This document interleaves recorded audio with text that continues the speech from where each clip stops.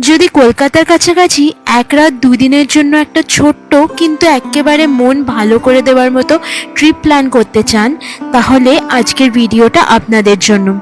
এই ভিডিওতে আমরা ঘুরে দেখব পুরুলিয়ার বরন্তি। কিভাবে যাবেন, কোথায় থাকবেন, কি কি দেখবেন এবং এক রাত দুদিনের একটা পারফেক্ট আইটিনারি কেমন হতে পারে সবটাই শেয়ার করব এই ভিডিওতে। তাহলে চলুন ভিডিওটা শুরু করা যাক। পুরুলিয়া জেলার ছোট্ট পাহাড় ঘেরা গ্রাম হলো বরন্তি।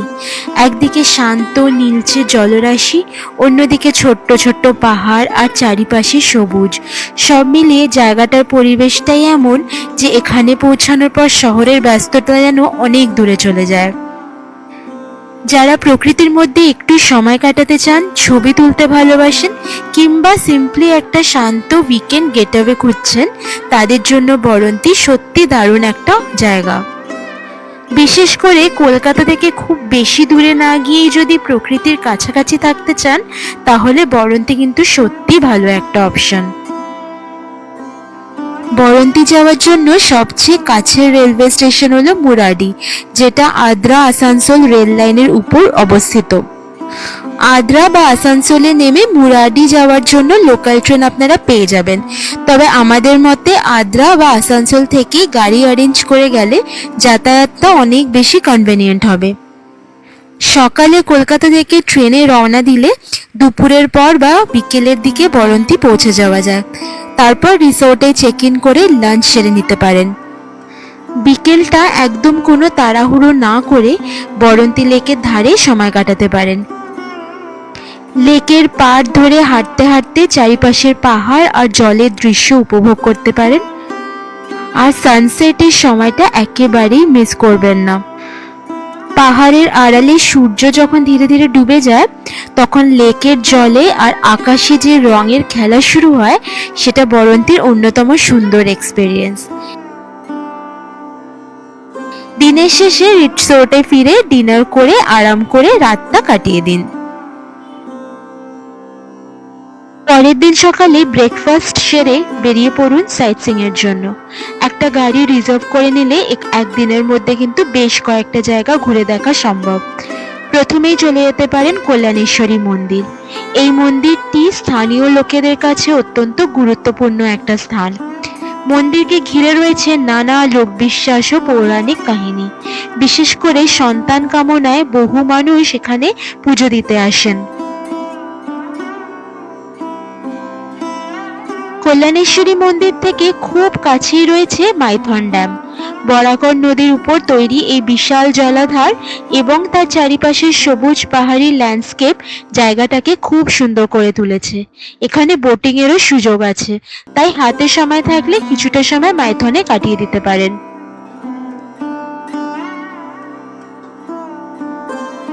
এরপর চলে যেতে পারেন পাঞ্চের ড্যাম। দামোদর নদীর উপরে তৈরি এই বিশাল বাঁধের চারপাশের ল্যান্ডস্কেপও কিন্তু বেশ সুন্দর। বর্ষাকালে চারিপাশের যখন সবুজ হয়ে যায়, তখন জায়গাটার সৌন্দর্য আরো বেড়ে যায়।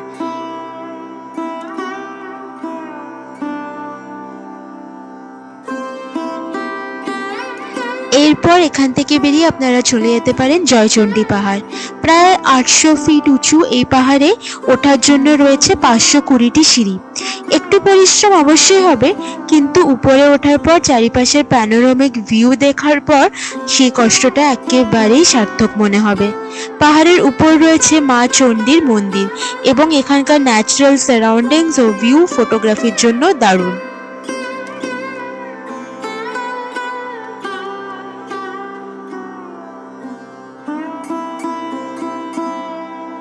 সময় থাকলে এরপর ঘুরে আসতে পারেন গড় পঞ্চকোট। পঞ্চেত পাহাড়ের পাদদেশে অবস্থিত এই ঐতিহাসিক জায়গাটাতে রয়েছে পুরনো দুর্গের ধ্বংসাবশেষ এবং বেশ কিছু প্রাচীন মন্দিরের নিদর্শন। বিশেষ করে পঞ্চরত্ন টেম্পলের ধ্বংসাবশেষ এখানকার অন্যতম আকর্ষণ। ইতিহাস, পুরনো স্থাপত্য আর প্রকৃতি তিনটেই যদি একসাথে দেখতে চান, তাহলে গড় পঞ্চকোট আপনাদের ভালো লাগবে। এইভাবে সারাদিন সাইটসিং করার পর সন্ধ্যের দিকে আদ্রা বা আসানসোল ফিরে গিয়ে রাতের ট্রেনে কলকাতার উদ্দেশ্যে রওনা দিতে পারেন। অর্থাৎ খুব বেশি হাতে ছুটি না থাকলেও 1 রাত 2 দিনের মধ্যেই বরন্তী এবং আশেপাশের বেশ কয়েকটি গুরুত্বপূর্ণ জায়গা ঘুরে দেখা খুব ভালোভাবে সম্ভব। আর থাকার কথা যদি বলি, বরন্তীতে বেশ কিছু রিসোর্ট, কটেজ এবং হোমস্টের অপশন রয়েছে। আমরা যে দুটো জায়গায় থেকেছি এবং আমাদের বেশ ভালো লেগেছে তার মধ্যে রয়েছে মহুলবন হিল রিসোর্ট এবং বরন্তী ভিলেজ রিসোর্ট। এই দুটো রিসোর্টের রুম, লোকেশন, খাওয়া, ওভারঅল এক্সপিরিয়েন্স নিয়ে আমাদের একটা ডিটেল ভিডিও চ্যানেলে অলরেডি রয়েছে। ভিডিও ডিসক্রিপশন বক্সে আমরা সেই ভিডিওর লিঙ্কগুলো দিয়ে দেব, আপনারা চাইলে একবার দেখে নিতে পারেন।